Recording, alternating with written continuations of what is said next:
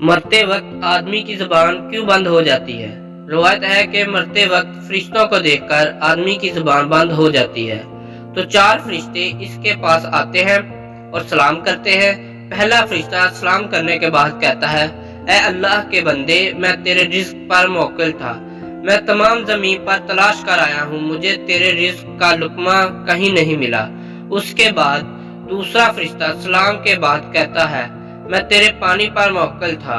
मैं तमाम ज़मीन पर तलाश कर आया हूँ, मगर तेरे नसीब का एक कतरा पानी मुझे नहीं मिला।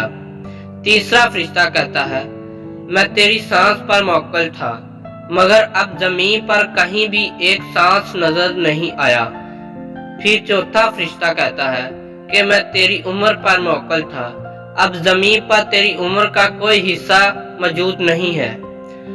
उसके बाद नामा अमाल उसको दिखाए जाते हैं। उस वक्त मैयत की आंखों से आंसू जारी हो जाते हैं। वो दाएं बाएं देखता है और नामा अमाल पढ़ने से डरता है। उसके बाद मलकल मौत उसकी रूह कब्ज कर लेते हैं। या अल्लाह पाक, हमें सब का खात्मा बिलखैर फरमाना और हमारे अमाल हमारे दाएं हाथ में हों और क़यामत के रोज़ हमें आप सल्लल्लाहु अलैहि वसल्लम की शफाअत नसीब फरमाना। आमीन।